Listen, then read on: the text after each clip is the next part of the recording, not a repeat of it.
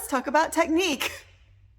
I just threw that at you guys so aggressively. Like, it's the beginning of the video. Let's talk about technique. Everyone's favorite thing. Apart from conditioning, or I think right after conditioning, the least popular among the aerialist category is technique. But it is so important. And today I want to talk about specifically dance techniques that we use in aerial. So there are a lot of aerialists who come from a dance background, myself included. And if you are not one of those people, if you've not come from a dance background, or if you've come from a dance background that is not classical or jazz dance, then you might not have been taught these little technical things that are going to help you so much in your aerial practice. What am I talking about? A few things I'm going to talk about today are terms, like specifically what we call certain things in dance, and they're terms that you're also going to hear in aerial. And a few things I'm going to talk about are ways to use your body so that you will look graceful and long and beautiful and professional and polished. So first off, I want to talk about a couple of concepts and terms, because maybe you've been in aerial class, you've heard the teacher use a term that sounds vaguely French and you don't really know what it is, and you're like, what are we talking about here? Here's maybe what you were talking about. First one I want to talk about is attitude versus arabesque. These are very similar positions. They're basics of dance. Anytime you are training in a classical type of dance or a jazz dance or anything contemporary dance, anything that comes from classical ballet, you're going to use attitude and arabesque a lot.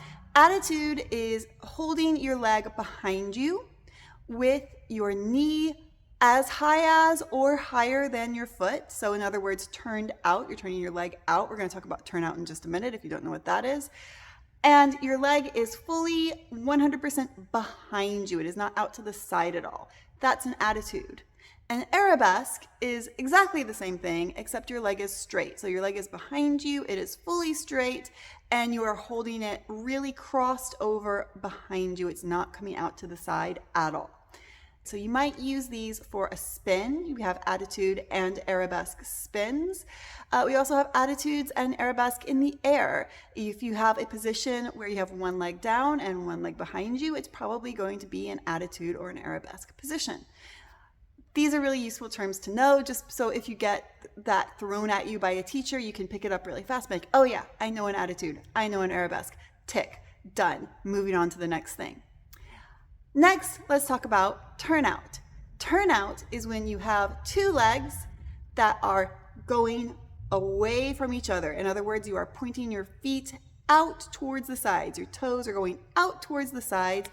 If you think about that traditional ballet dance first position, that's a great way to show turnout, because you're standing with your heels together, but your toes pointing out towards the side. That's turnout. Your knees should also be pointing out towards the side. We always want our knees and our toes pointing the same direction. That's good for knee health and safety.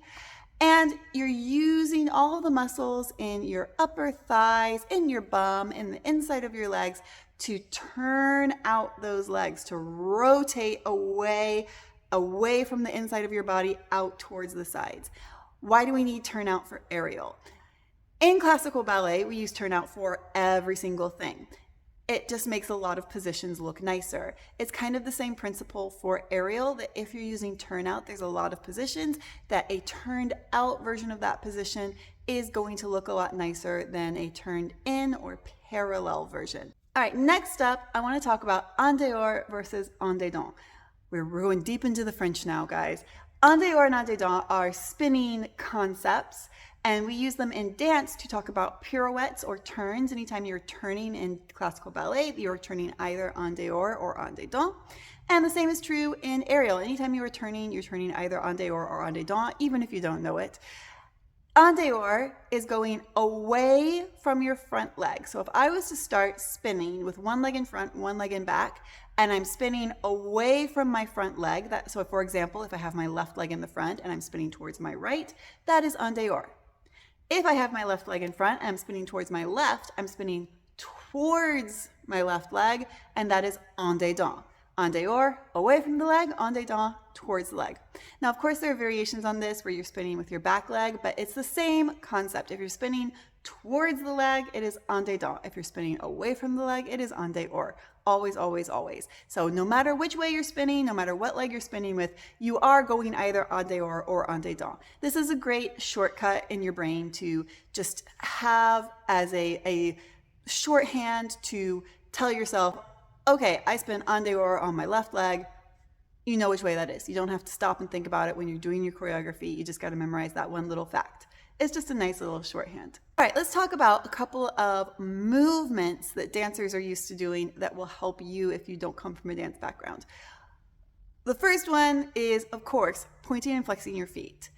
The key to beautiful feet, whether they are pointed or flexed, and it's always the same key, is to be doing the movement with both your ankle and your toes. For example, if I am flexing my foot here, I'm flexing with my heel pushing out, so I'm flexing my ankle, and I'm flexing my toes back towards my body as much as possible. If I was to point my foot, I would point with my ankle and then with my toes. I never want to do this one where my foot is flexed in the ankle and pointed with the toes. That is not cute. The other version of that is pointed in the ankle but flexed with the toes, with my toes just sticking up there. It's not a nice line. It's not going to show what you're trying to do with your body. It's just going to look like meh, mush. We don't want mush. We want beautifully pointed or flexed feet, not an in-between. Another one having to do with feet is sickled versus properly aligned feet. So when you point your foot, it should be in line, nicely aligned. If you're sickling, you're pointing your foot out towards the inside of your leg. If I am winging my foot, pointing it towards the outside, that is sometimes acceptable. This is a thing that we sometimes do, but sickling, taking it towards the inside, is never good. Never sickle a foot. The only exception is if you have to sickle to hook it on the hoop or to hook it on the span set for the move. But if your leg is free, if your foot is not actively working, it's always, always, always aligned or sometimes winged, never sickled. And finally, I want to talk about rhythm of movement. This is something that dancers naturally develop because we are used to being taught counts or musical phrases to dance on. So we kind of build that ability to listen to the music and to match our movement to the music. With aerial, there's kind of a similar concept, and that is to have a rhythm of your movement that matches the music you are performing or practicing with.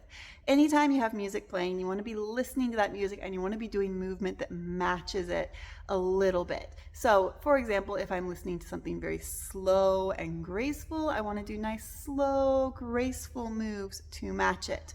If I'm doing something that's more rhythmic and drums and accents, I still want to be slow and graceful at times, but I want to hit those accents. I want to have something happening on an accent. A great cheat for this is if you find yourself sitting in the hoop in the middle of a phrase of music and you realize that suddenly there's an accent coming up, you can use your head.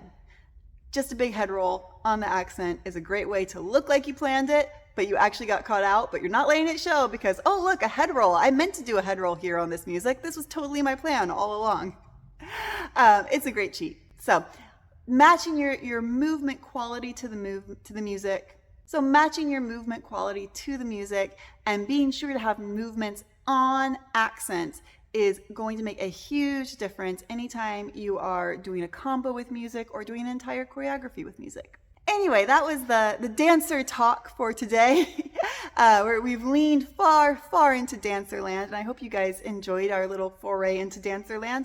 And if you did, please take a moment to subscribe, because there's a lot of other videos like this on the channel. There's one more specifically about how to look like a dancer in the air that a lot of people have told me they found very helpful. So if you're interested in that, it's on the channel, as well as a lot of other things. And while you are down there subscribing, if you'd hit the like button for this video as well, that would be super helpful. And with that, I will see you guys next time.